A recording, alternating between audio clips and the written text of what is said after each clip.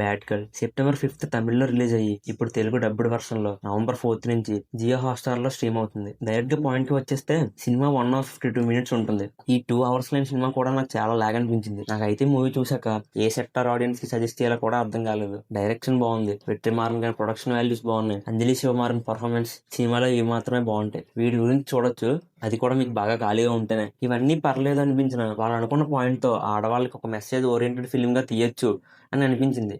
But ఎవరిదైనా experience తో తీసారో లేదా బయోపిక్ గా తీసారో ఏమో, నాకైతే సినిమా నచ్చలేదు. వాళ్ళు చూపించిన క్యారెక్టర్ కి ఆ స్క్రీన్ ప్లే కి ప్రాపర్ కన్విన్సింగ్ ఎండింగ్ లేకపోవడం, ఈ మూవీ మొత్తం ఆ హీరోయిన్ చుట్టూ తిరుగుతూ ఉంటుంది. ఆ హీరోయిన్ కొన్న 3 లవ్ స్టోరీల గురించి, వాళ్ళు ఈ హీరోయిన్ ఎలా వదిలేశారనే దాని మీద బేస్ అయి ఉంటుంది. ఇక్కడ నేను చెప్పిన బిగ్గెస్ట్ మైనస్ పాయింట్ ఏంటంటే ఆ 3 లవ్ స్టోరీస్ కూడా ప్రాపర్ ఎండింగ్ ఉండదు. మూవీలో ఫ్యామిలీ ఎలిమెంట్స్ ఉంటాయి, ఎమోషన్స్ ఉంటాయి, ఇవన్నీ ఉన్నా కూడా ఆ ఫ్లో మిస్ అవ్వకుండా వెళ్తూ ఉంటది. కానీ ఏ సీన్ కి మనం కనెక్ట్ అవ్వం. లవ్ లో మోసపోయిన అమ్మాయిని చూసినా కూడా మనకు అంత పెయిన్ఫుల్ గా అనిపించదు, ఎందుకంటే ఆ క్యారెక్టర్ అలా ఉంది. మరి ఇన్ఫాక్ట్ ఎండింగ్ లో ఆ క్యారెక్టర్ చెప్పేస్తుంది ఏ అమ్మాయి కూడా నాలా అయితే ఉండకూడదని. ఉన్న ఈ 2 hours మూవీలో ఒక్క సీన్ కూడా నాకైతే ఎక్కలేదు. చెప్తున్నా కదా, ఎలాంటి స్టోరీస్ నచ్చే కొంతమంది లేడీస్ కి కనెక్ట్ అయితే అవ్వచ్చు, అది కూడా రేర్ గానే చెప్తాను. నేనైతే చెప్పడం మర్చిపోయా, ఫ్యామిలీతో అయితే అసలు చూడకండి. కొన్ని సీన్స్, డైలాగ్స్ అన్ని కొద్దిగా వల్గర్ గా, బోల్డ్ గా ఉంటాయి. ఫైనల్ గా ఈ మూవీ చూడాలా వద్దా అంటే వేరే ఆప్షన్ లేదు, ఇంకా చూడడానికి ఏ మూవీస్ లేవన్నప్పుడు ఈ బ్యాడ్ గర్ల్ స్టోరీ ఒకసారి చూడొచ్చు. So that's the review. ఇలాంటి మరిన్ని movie reviews and OTT reviews, movie updates కోసం ఛానల్ ని సబ్స్క్రైబ్ చేయండి.